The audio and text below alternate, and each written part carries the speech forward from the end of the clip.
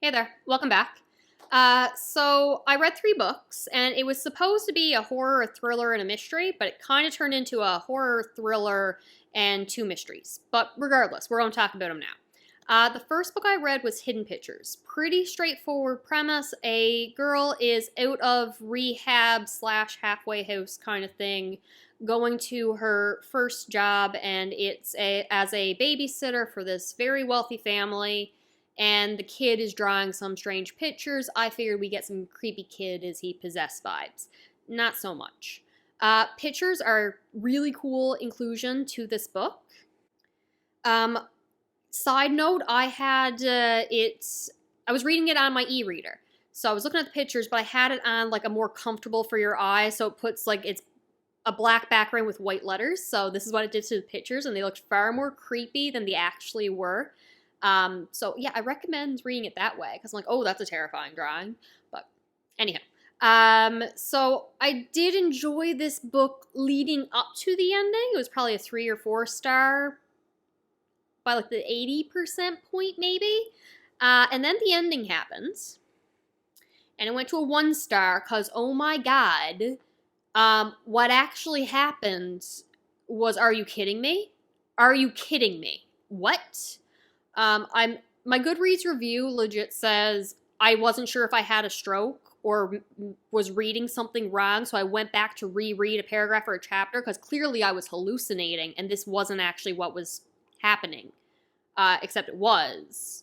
And I apologize if that's insensitive, but those were my thoughts that went through my mind when I read this book and what happened at the ending. I'm just like, no, when you're reading a story and it feels like they cut off the ending and slap a different ending on it, just completely random out of nowhere? That's what this felt like. And 50% of the time, or even like 80% of the time, I'm normally okay with it. I love when it kind of goes off the rails. Not for this book, because we were already set up for like a horror-ish atmosphere vibe to it. But then somehow the horror aspect of it and the supernatural aspect of it seemed like the more realistic part, and then this crazy ending was the unrealistic part. And I'm just like, what? I'm not explaining it well, and I'm sorry. I can't say anything without going into spoilers, and I don't really want to do that. So, yeah. Other side notes, character-wise, like the parents go from extremely angry to no big deal, nicest kind of employers ever. Like a flip of the switch, and I'm like, what? I also didn't like that the clues you needed to solve this mystery was not given until like seconds before the mystery is revealed, the actual twist. So that wasn't very great. Writing was fine.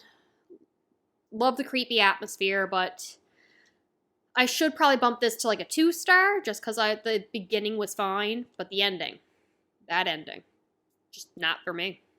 All right, next was the Cartographers. I DNF'd this one. I don't remember at what point I DNF'd it. I'll put it up on the screen. I think it was around 40%. I don't DNF books often. Let's start with what the book is. Woman is she's not a cartographer, but she is a map specialist. She works with antique maps and old maps. She gets fired from her job. Her dad gets her fired, all based on this old gas station map that he said was junk. And turns out it might not be junk, as people are after it, and she's trying to figure out why. Doesn't make sense to me for why she's been blacklisted from her job title. Like, she can't get employment for this job anywhere because her dad was so well known. And then she's on a search for what's so important about this map years later after her father's death, when it's revealed he still had this supposedly useless map. And then you go into what the cartographers are as an organization.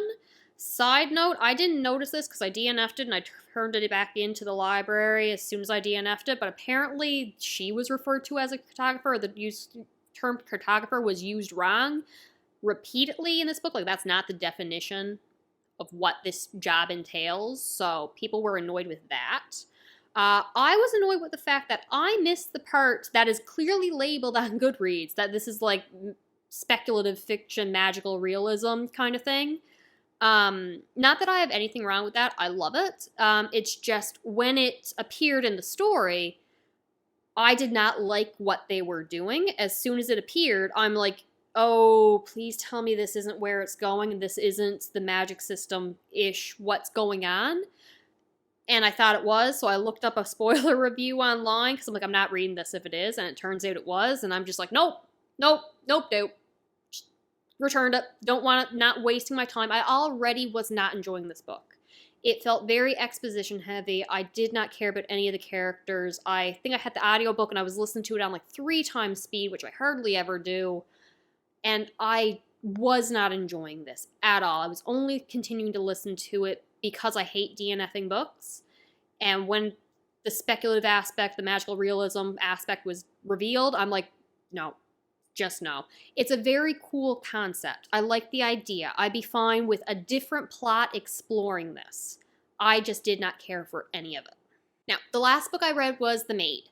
Kind of mixed reviews online, but generally positive, and I more or less enjoyed it. 3.5 stars.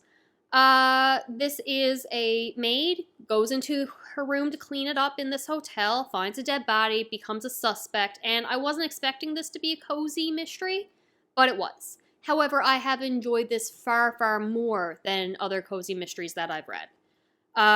Character-wise, that was the downfall of this book. They all felt very stereotypical.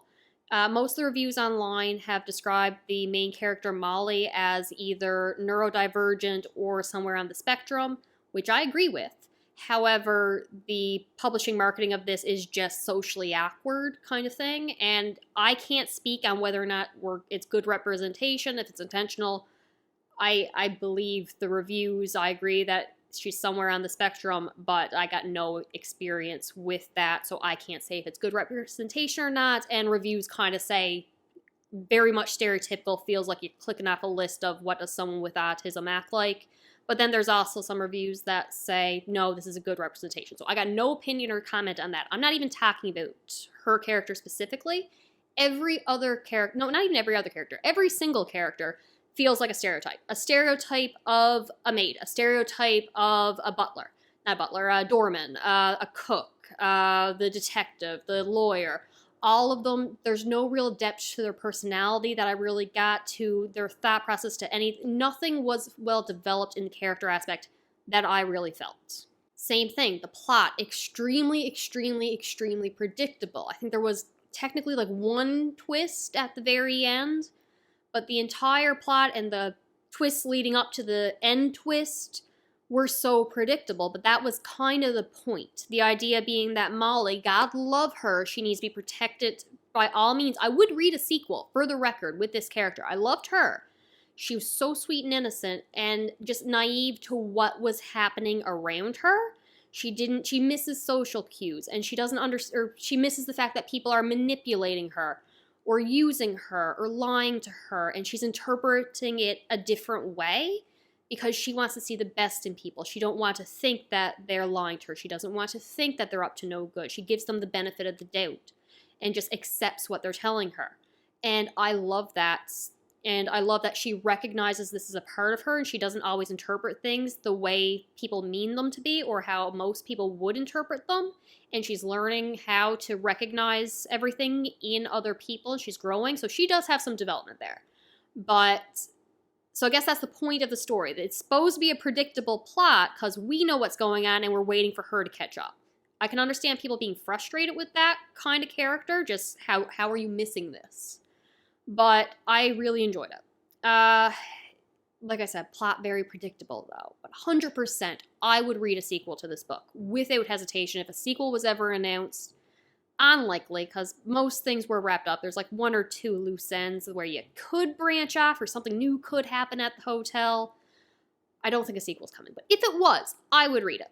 So those are the 3 books I've read, and not the greatest time, not glowing reviews by any means. I'd really only recommend The Maid, and even then a little bit iffy.